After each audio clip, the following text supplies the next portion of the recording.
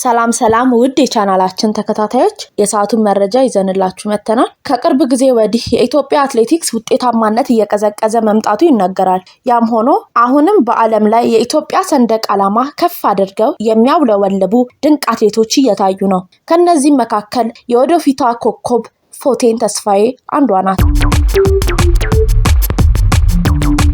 አትሌት ፎቴን ተስፋዬ የመጀመሪያው በሆነው ባርሴሎና ማራቶን 2026 የዓለም ሁለተኛ ምርጥ ሰዓት የሆነውን 2 ሰዓት ከ10 ደቂቃ ከ51 ማይክሮ ሰከንድ በማስመዝገብ ታሪክ አጽፋለች። በማራቶን ሁለተኛ ምርጥ ሰዓት ያስመዘገበችው አትሌት ፎቴን ተስፋዬ አሁን ላይ በኢትዮጵያ ሰንደቅ ዓላማ ድርብ ድል ያስመዘግባሉ ተብለው ከሚጠበቁ አትሌቶች ግንባር ቀደማ ናት።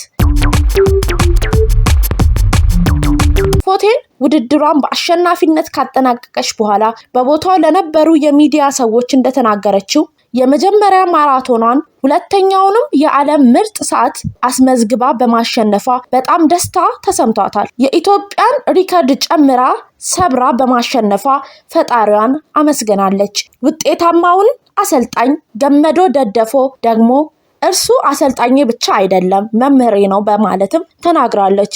ከሪከርድ ሰባሪዎችና ከውጤታማ አሰልጣኞች ጀርባ ያለው የውጤታማነታቸው ሚስጥር የሆነው አሰልጣኝ ገመዶ ደደፎ ፎቴን ተስፋዬ ከድል በኋላ ያረጋጋበት ጥበብ የብዙዎችን ቀልብ ስቧል። በእርግጥ ይህ ሰው ካለ አንድ ነገር አለ። ከአትሌቶች ጀርባ አሰልጣኝ ገመዶ ደደፎ ካለ ማሸነፍ ብቻ ሳይሆን ሪከርዶችም ጭምር ይሰበራሉ።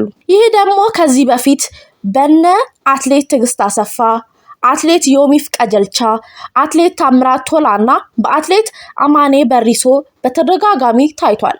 አሁን የማራቶን ሁለተኛ ምርጥ ሰዓት ባስመዘገበችው አትሌት ፎቴን ተስፋዬ የታየውም ሆነ የቀጠለው ታሪክ ይህ ነው። በቃ ይህ የማራቶን ስፔሻሊስት የዓለም የማራቶን አሰልጣኞች ንጉስ ከአትሌቶች ጀርባ ካለ አንድ ታሪክ መፈጠሩ አይቀሬ መሆኑ ተደጋግሞ አሳይቷል። በዚህ ወቅት የሀገራችን የውጤታማነት ሚስጥር የሆነው ይህ ሰው ለሚያስመዘግባቸው ድሎችም ልናመሰግነው ይገባል።